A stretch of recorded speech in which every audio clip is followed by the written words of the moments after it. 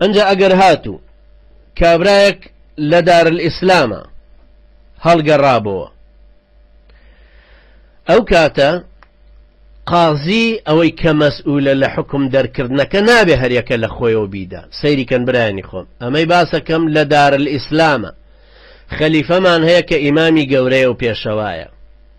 ئەم خەلیفە بەڕێزەمان کە هەیە قازی قەوزاتێکی داناوە، قاضی القضات خوای گەورەیە ناشێ، بەڵام قازیەکی داناوە تەعینی کردووە بەوەی داوەری بکە لە نێوانی خەڵکە، کە لە وڵاتانش عادەتەن پێڵن مەحکەمەی گەورەیان مەحکەمەی دەستوری، کە ئیتر مەحکەمەی وڵاتەکەی و قەزایە گەورەکانە چێتەوە ئەوێ. ئەم قازیەی داناوە ئەوەی کە ئەم حکمی مرتەدە دەرەکە، ئەم قازەیە کە خەلیفە دایناوە، واتە قازی ڕەسمی صاحب ولاية القضاء کە بەڕەسمی دانراوە و قەزاوەتی دراوەتە دەست. ئەمما هەر کەسێکی تر قسە لەسەر ئەمە بکە، عالمێک لە مزگەوتە، مفتیەکی تر، قازیەکی تر لە شوێنێکە لە مەحکەمەیەکی ئستئنافیە یا بیدائیە، قەزیەکەی نەچۆتە لا، بەڵام ڕەئیەکەی جۆ لێ بووە، باسی هەیە، قسەیەکی لەسەری هەیە، قسەکەی ئەوە بێ بە فتوە.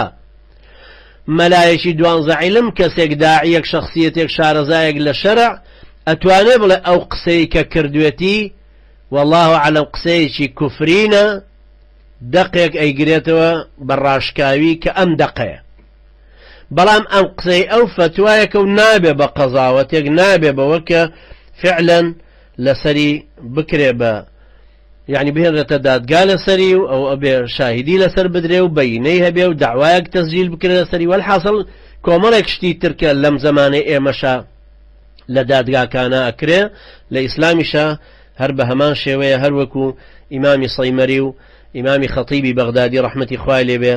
باسییان کردووە، ئیمامی نەوەوی ڕەحمەتی خوای لێبێ لە مجەلەدی یەکەمی کتێبە بە نرخەکەی خۆی کە ناوی ئەلمەجموعە، کە وەکو وتم ئینسیکلۆپیدیایە کە دائیرەة المعارفێکە، هی فقهی شافعی خۆی تەواوی نەکرد ڕەحمەتی خوای لێبێ، دواییەکێکی میسری تەکمیلەی کردووە کە گەورەترین کتێبی فقهی مەذهبی ئیمامی شافعی ڕەحمەتی خوای لێبێ. کەوابوو ئەو کەسەی کە حکم دەرەکات لە دار الئیسلامە، ئەو قازیەیە کە تەماشای دەعاواکانەکە، واتە شکاتەکان و ئەو بەڵگە و نیشانانەی کە هێنراوەتە پێشەوە، ئەو شاهیدانەی کە هاتوون، نەک هەر کەسێ ڕازبەوە وتمان ئەوەی کە قسەش بکا لەسەری بە فتوە حسابە،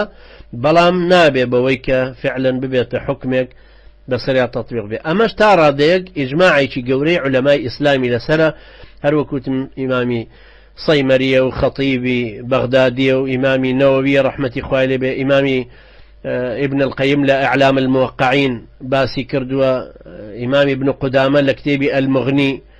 مع الشرح الكبير باسي كردوا لمجلد يانزهم أو شرب التفصيل، هم باسي أوان كردوا ك بيويستا أو قاضيي مادام كفرك لدار الإسلام كراوا بيويستا قاضي دار الإسلام كخليفة عيني كردوا شويني منصب الرسمي كي خويتي صاحب الولاية، أو بيويستا أو دادقا يبكى أو بيويستا أو بكى.